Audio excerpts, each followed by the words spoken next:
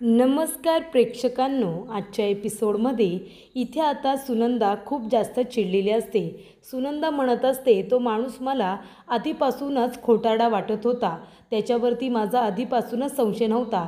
ज्या वेळेला मी त्याला सूनबाईच्या ऑफिसमध्ये बघितलं होतं ना, तेव्हासुद्धा मला त्याचा इतका राग आला होता, तेव्हासुद्धा मी त्याला चांगलं सुनावलं होतं।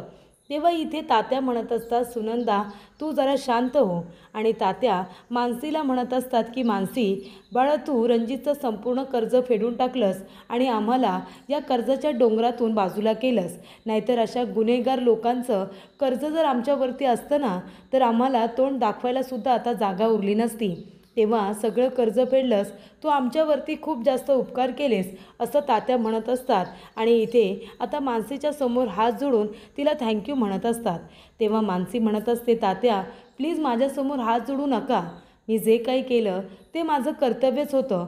आणि हे बघा, आता जे काही झालं आहे ना, ते सगळं आपण विसरून जाऊया। आणि आता रणजितला त्याच्या गुन्ह्याची शिक्षा मिळाली आहे ना, मग आपण उलट आनंद साजरा केला पाहिजे ना। जे काही झालं होतं ते सगळं आता वाईट बाजूला झालं आहे आणि सगळं काही चांगलं होणार आहे। ही सगळ्याची चांगल्याची सुरुवात आहे, असा विचार आपण करूया ना। तेव्हा इथे आता कृष्ण जन्माष्टमीसुद्धा येते, त्याचीसुद्धा सगळी तयारी करायची आहे। पण ह्या वेळेला कृष्ण जन्माष्टमी साजरी कुठे करायची असा प्रश्न पडलेला असतो। तेव्हा ह्यावेळीही आपण संपूर्ण सण अगदी व्यवस्थित थाटामाटात साजरा करायचा, असं इकडे आता मानसी म्हणत असते। त्यानंतर प्रेक्षकांनो, विनोद, छाया, गायत्री छान अशी आईस्क्रीम खात असतात, आईस्क्रीम पार्टी करत असतात। पण बिचारा दिनेश आईस्क्रीम पुढ्यात त्याला दिलेलं असतं, पण तो इथे गायत्रीकडेच बघत असतो। गायत्रीचं हे विचित्र वागणं दिनेशला अजिबात आवडत नसतं। तेव्हा विनोद म्हणत असतो की वहिनी, अहो किती छान आईस्क्रीम आहे, काय सांगू तुम्हाला। पण मला एक सांगता का गायत्रीताई, म्हणजे नक्की असं काय घडलं आहे म्हणून तुम्ही इथे आता छान अशी आईस्क्रीम पार्टी दिलीत, काय आनंदाचं घडलं आहे का? तेव्हा गायत्री म्हणते, म्हणजे काय, चांगली बातमी घडली आहे म्हणून तर सगळ्यांना आईस्क्रीम पार्टी दिली आहे ना।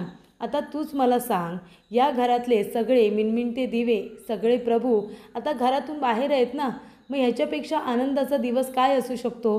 म्हणून आता ही आईस्क्रीम पार्टी आहे, बरोबर की नाही?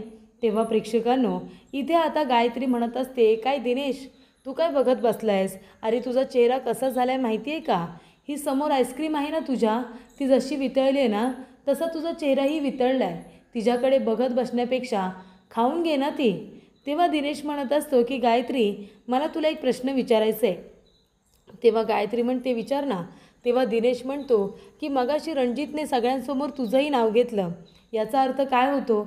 या सगळ्यामध्ये तुझासुद्धा हात होता का? तेव्हा गायत्री म्हणत असते की माझा हात होता असं का वाटतंय तुला? हे बघ, या सगळ्यांचा मला खूप राग येतो, म्हणून मी आत्तापर्यंत सगळ्यांनाच मारायला हवं होतं। हे सगळे प्रभू माझ्या डोक्यात जातात, म्हणून तुला काय वाटतं, सासूबाई आणि ती मानसी यांच्या अपघातामागे माझा हात आहे असं वाटते का तुला? तेव्हा इथे मानसी म्हणते की कधी कधी तर मला या सर्वच प्रभूंचा इतका राग येतो ना, असं वाटतं बुलडोजर आणावा आणि या घरासकट सगळ्या प्रभूंना त्याच्यामध्ये चिरडून टाकावी, कळते का तुला? तेवढ्यातच इथे सुनंदा येते आणि म्हणते की सुनबाई, ए सुनबाई। तेव्हा इथे दिनेश बाहेर बघायला येणार। गायत्री म्हणते, दिनेश अजिबात बाहेर यायचं नाही, या कुणीच बाहेर यायचं नाही, मी फक्त एकटी बोलायला जाणार। तेव्हा इथे गायत्री म्हणत असते, काय झालं, कशाला आलाय तिथे तुम्ही? तुमच्या लेकाच्या वाटणीचं जे आहे ते तुम्हाला दिलं आहे ना तो कोपरा, मग तरीसुद्धा इथे हात पसरायला का आलात तुम्ही? सारखी सारखी हात पसरायची सवय लागली का हो तुम्हाला? तेव्हा सुनंदा म्हणत असते, सुनबाई अगं कृष्ण जन्माष्टमी आहे ना उद्या, आपण इथे आता रीतिरिवाजाप्रमाणे दरवर्षी आपल्या घरामध्येच कृष्ण जन्माष्टमी साजरी करतो। मी काय म्हणते, आपण यावर्षी आपल्या घरामध्ये कृष्ण जन्माष्टमी करूया ना। तेव्हा गायत्री म्हणते, अच्छा या घरामध्ये का? अजिबात नाही, मी तुम्हाला अजिबात या घरामध्ये पाऊलसुद्धा ठेवू देणार नाही। ती म्हणते, सुनबाई असं नको करू गं, मी तुझ्यासमोर हात जोडते। तेव्हा गायत्री तिचा हात आता जोरात पकडते आणि म्हणते, हेच हात पकडून एकमेकांचे तुम्ही सगळे प्रभू माझ्या विरोधात उभे होता ना, मग तरीसुद्धा परत इथे भीक मागायला यायला लाज नाही वाटली तुम्हाला? तेव्हा इथे गायत्री येते आणि आता म्हणते, ओ प्रभू सगळेजण बाहेर या, प्रभू सगळेजण बाहेर येतात। तेव्हा इथे आता गायत्रीने सुनंदाला धक्का देऊन घरातून बाहेर काढलेलंच असतं।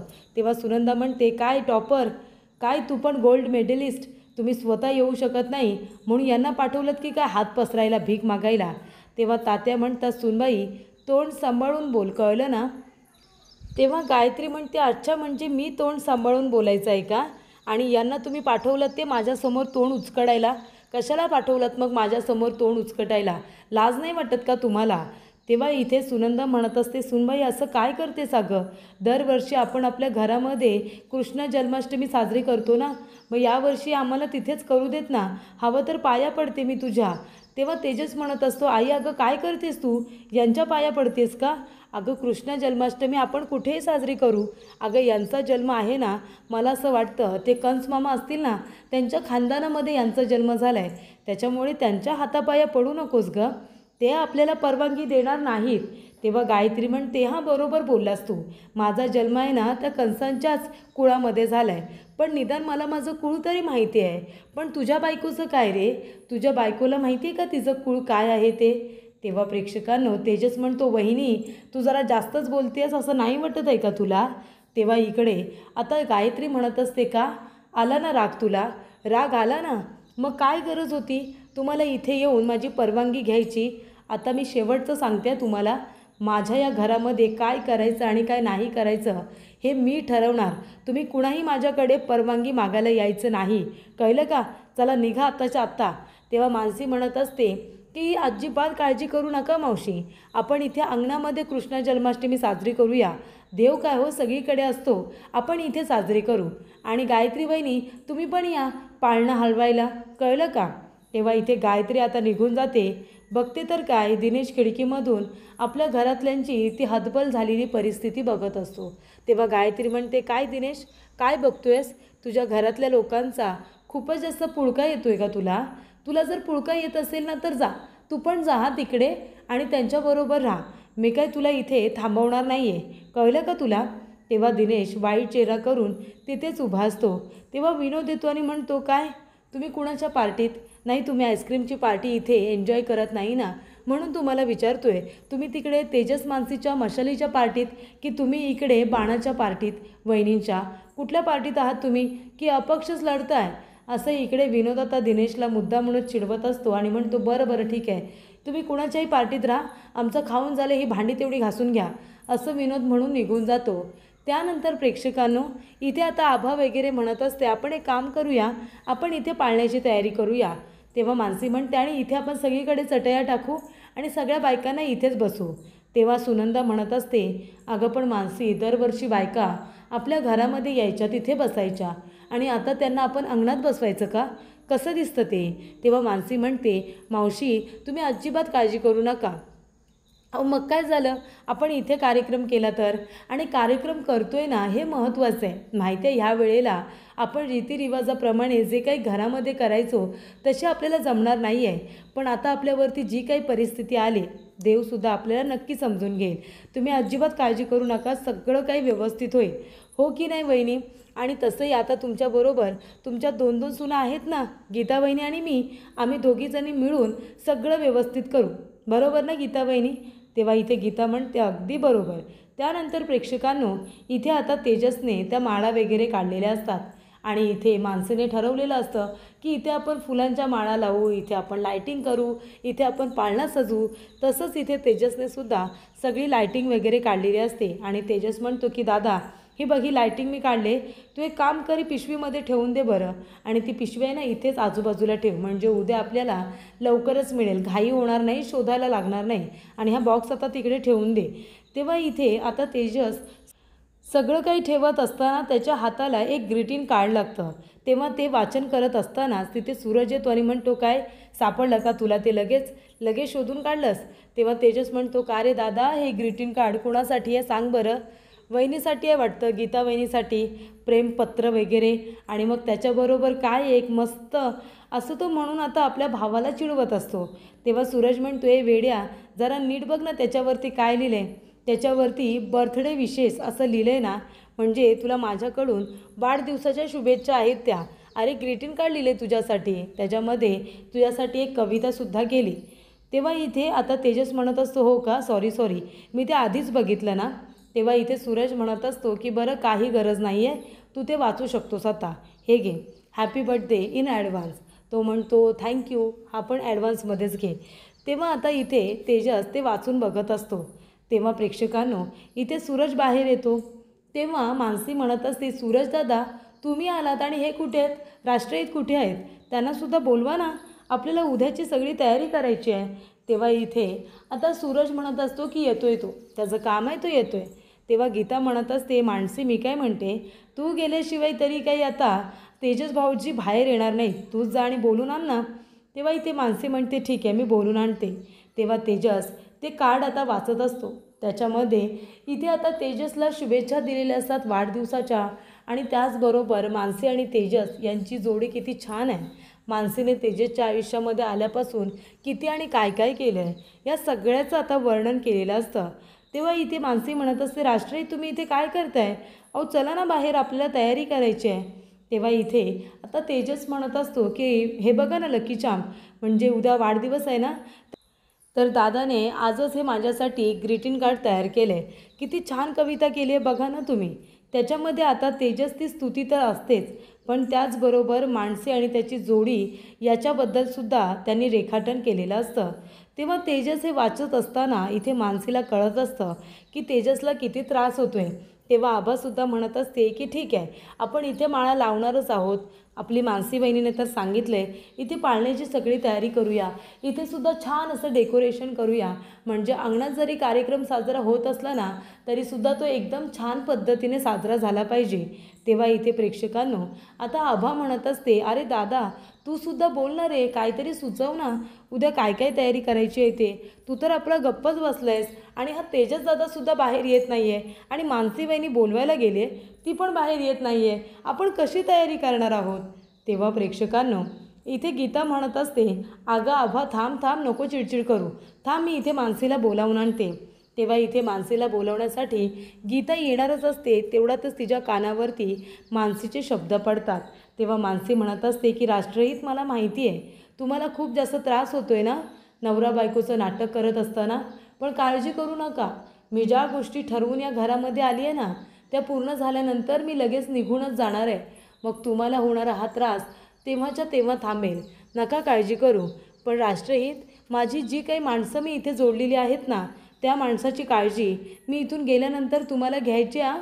आणि तुम्ही मला प्रॉमिस करा, तुम्ही माझ्या माणसांची काळजी अगदी व्यवस्थित घ्या.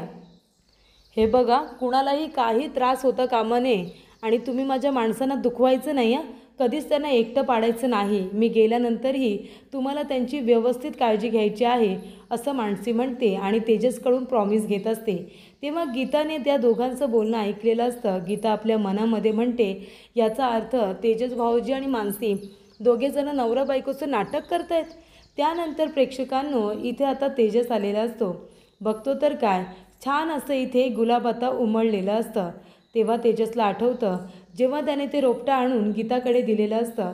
तेजस म्हणालेला असतो की गीता बहिणी हे रोपटं घ्या आणि हे बघा तुम्हाला याची काळजी घ्यायची आहे आणि लकी चार्मने मला थोडं तरी माफ केलं ना तर त्यांनी हे फूल आपल्या केसामध्ये माळायचं असं त्याने ठरवलेलं असतं. तेव्हा प्रेक्षकांनो इथे तेजस म्हणत असतो की फूल उमलण्याची सुद्धा किती छान इथे आता वेळ घेतलेली आहे असं तेजस म्हणत असतो. तेव्हा इथे तुळशीची पूजा करण्यासाठी माणसे आलेली असते. तेव्हा तेजस म्हणत असतो की लकी चार्म हे बघा हे गुलाबाचं फूल म्हणजे आजच उमलले, हे किती छान वेळ घेतली ना त्याने उमलण्यासाठी. तेव्हा इथे तेजस म्हणतो हे फूल मला तुम्हाला द्यायचं आहे, म्हणजे एक मित्र आपल्या मैत्रिणीला फूल तर देऊ शकतो ना. तेव्हा इथे मानसी म्हणत असते की राष्ट्रहित तुम्ही काही बोला, मी जरी तुमच्याकडून हे फूल घेतलं ना तरीसुद्धा तुम्ही जे काही केले त्यासाठी मी तुम्हाला माफ केलेलं नाही आहे आणि मी तुम्हाला कधीही माफ करूही शकत नाही. तेव्हा आभा म्हणत असते, अगं वहिनी बघत काय बसली आहेस, दादा तुला इतक्या प्रेमाने फूल देतोय ते घे ना.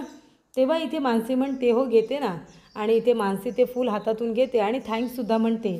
तेव्हा प्रेक्षकांनो इथे आता आभा म्हणत असते की दादा अरे तू वहिनीला फूल दिलंस, पण वहिनी आज दादाचा वाढदिवस आहे तुला माहिती आहे ना, मग तू दादाला काय देणार आहेस.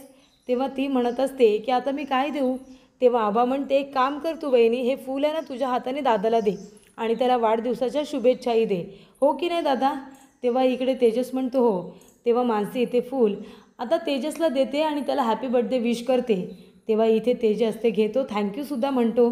तेव्हा आभा म्हणत असते, दादा अरे तू इथेच थांबू नको, आपल्याला सगळी तयारी करायची आहे ना, आपल्याला जाऊन फुलं घेऊन यायचं आहे, माळा घेऊन यायच्या आहेत आणि खूप सामान आहे, ते सुद्धा आपल्याला आजच्या आज घेऊन यायचं आहे. तेव्हा तू चल बरं माझ्याबरोबर, आपण शॉपिंगला जातो आहे.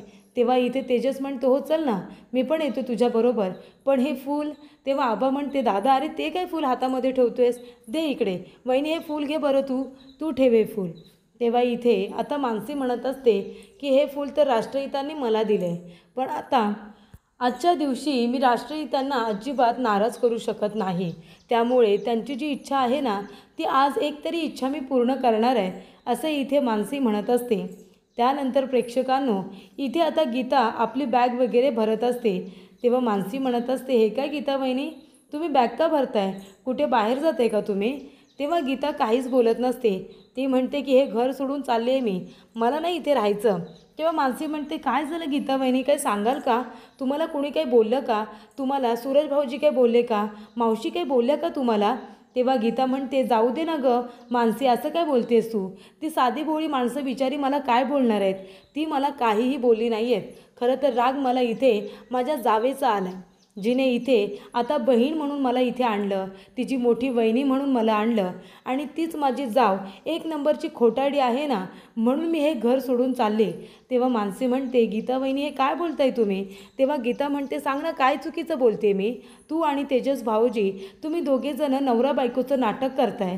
तू इथे काही गोष्टींसाठी आली आहेस, त्या पूर्ण झाल्यानंतर तू सोडून जाणार आहेस, आणि तू या घरामध्ये मला घेऊन आली आहेस, ते सुद्धा खोटं बोलून. खोटाडी कुठली, मग मी इथे का राहू सांग बरं, मी इथून जाणार आहे. तेव्हा इथे आता मानसीला खूप मोठा धक्का बसतो. तिला असं वाटतं की गीताला आता संपूर्ण सत्य समजलेलं आहे. तर प्रेक्षकांनो, पुढील भागामध्ये आपण बघूया, इथे तेजस मानसीला म्हणत असतो की लकी चार्म, मी आहे ना आतमध्ये जातो, आणि ते जे लेटर आलं आहे ना, त्यातलं मजकूर जरी आपल्याला कळलं ना, तरी काय आता त्यांचं म्हणणं आहे, आणि त्या मजकुरातून आपल्याला काही गोष्टींचा अंदाज येईल. तेव्हा तो मजकूर मी बघून येतो, त्याच्यातून आपल्याला खूप साऱ्या गोष्टी समजू शकतात. तेव्हा इथे तेजस आतमध्ये गेल्यानंतर चोर चोर म्हणून इथे विनोद त्याचा पाठलाग करतो. तेव्हा तेजस आता बाहेर येतो. तेव्हा इथे सुनंदा म्हणत असते, काय गं सुनबाई काय झालं? तेव्हा इथे गायत्री म्हणत असते, विचारा तुमच्या लेकालाच, जो चोरासारखा घरामध्ये घुसलाय चोरी करायला. तेव्हा इथे आता तेजस म्हणतो, नाही ते सगळं ठीक आहे हो, पण चोरी करण्यासारखं तुम्ही घरामध्ये काही लपून ठेवले आहेत का चोरावाणी, ते चोरी होऊ नये असं तुम्हाला वाटतंय? सांगा ना, असं तुम्ही काही चोरून ठेवलं आहे का आमच्यापासून, ज्याबद्दल आम्हाला काहीच माहिती नाही आहे? तेव्हा प्रेक्षकांनो, जेव्हा तेजस असं म्हणतो की माझं आधी सोड, आधी तुम्ही सांगा काय बरं चोरावानी लपून ठेवले, तेव्हा गायत्री आता गप्पच बसते.